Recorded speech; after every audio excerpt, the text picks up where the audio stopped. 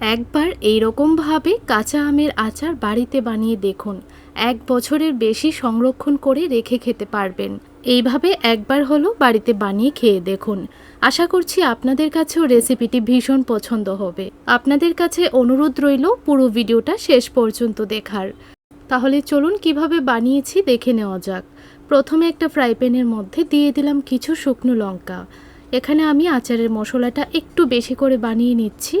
আমি দুটো আচার তৈরি করব, তাই একটু মশলা এখান থেকে রেখে দেব। দুটো তেজপাতা দিয়ে দিলাম, তারপর দিয়ে দিলাম 1 টেবিল স্পুন আস্ত জিরে, আস্ত ধনিয়া 1 টেবিল স্পুন, আস্ত মৌরি 1 টেবিল স্পুন আর 1 টেবিল স্পুন 5 ফোড়ন, 1 টেবিল স্পুন দিয়ে দিলাম কালো সর্ষে। চাইলে এখানে সাদা সর্ষেটাও দিতে পারবেন। এখন ভালো করে মশলাটাকে দেখুন ভেজে নিয়েছি, আর মশলাটা যেন পুড়ে না যায়। তো তারপর লাস্ট পর্যায়ে দিয়ে দিলাম রাঁধুনি 1 টেবিল স্পুন। এখন খুব ভালো করে একটু ভেজে নেব। গ্যাসের ফ্লেমটা অফ করে তারপর ঠান্ডা হয়ে যাবার পর মিক্সিতে নিয়ে নিলাম। মিক্সিতে দেখুন এরকমভাবে গুঁড়ো করে নিতে হবে। একটু দানা দানা ভাব থাকলে আচারটা খেতে আরও বেশি ভালো লাগবে।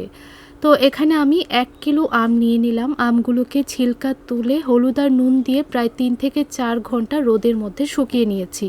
একদমই কিন্তু আমের মধ্যে জল নেই, তাই আপনারা অবশ্যই রোদের মধ্যে শুকিয়ে নেবেন, তাহলে আচারটা অনেক দিন পর্যন্ত সংরক্ষণ করে রাখতে পারবেন। তো এখন বসিয়ে দিলাম একটা কড়াই চুলার উপর, দিয়ে দিলাম 3 টেবিল স্পুন সরিষার তেল, সামান্য একটু 5 ফোড়ন দিয়ে দিলাম। ফোড়নটা ভালো করে ভেজে নিতে হবে। ভালোভাবে ভেজে নেওয়ার পর এখন আমগুলো দিয়ে দিলাম। এখন তেলের সঙ্গে আমগুলোকে প্রায় 5 মিনিটের মতো নাড়াচাড়া করে ভেজে নিতে হবে। আপনারা যদি এই ছোট ছোট টিপসটি ফলো করে আচারটা বানান, তাহলে কিন্তু 1 বছরের বেশি সংরক্ষণ করে রাখতে পারবেন। একদমই আচারটা খারাপ হবে না। তো ভালো করে দেখুন ভেজে নিয়েছি প্রায় 5 মিনিট সময় নিয়ে। এখন দিয়ে দেব এখানে চিনি। মিষ্টির পরিমাণটা আপনারা বুঝে দেবেন। প্রায় 250 গ্রাম চিনি এখানে দিয়ে দিলাম। চিনিটা দেবার পর দিয়ে দিচ্ছি 2 টিস্পুন কাশ্মীরি লঙ্কার গুঁড়ো।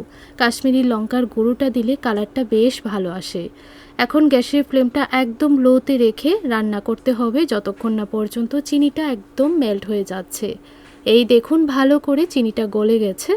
এখন দিয়ে দিলাম 1/2 টিস্পুন নুন আর দিয়ে দিলাম 1/2 টিস্পুন ভাজা মশলার গুঁড়ো। ভালোভাবে নাড়াচাড়া করে মিশিয়ে নেব। তারপর ঢাকা দিয়ে দেব 3 থেকে 4 মিনিটের জন্য। তো 4 মিনিট পর ঢাকনাটা তুলে দিচ্ছি। দেখুন আম থেকে কিন্তু অনেকটা জল বের হয়েছে। এখন ভালোভাবে একটু নাড়াচাড়া করে আবারও ঢাকা দিয়ে দেব 4 থেকে 5 মিনিটের জন্য। তাহলে জলটা অনেকটা শুকিয়ে যাবে।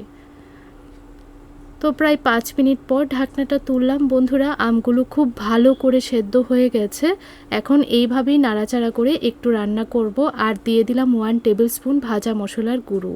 এইভাবে 2 বার মিলিয়ে ভাজা মশলার গুঁড়োটা দেবেন, দেখবেন ফ্লেভারটা খুব ভালো আসবে। তো প্রায় 5 মিনিট রান্না করে নিয়েছি। আমের জলটা কিন্তু পুরোপুরি শুকিয়ে গেছে।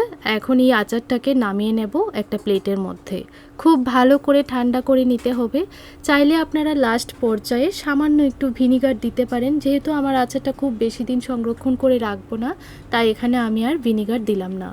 আপনাদের কাছে রেসিপিটা কেমন লাগলো কমেন্ট করে জানাবেন। ভিডিওটা দেখে ভালো লেগে থাকলে চ্যানেলটিকে সাবস্ক্রাইব করে রাখতে পারেন, আর লাইক শেয়ার করে আমার পাশে থাকবেন।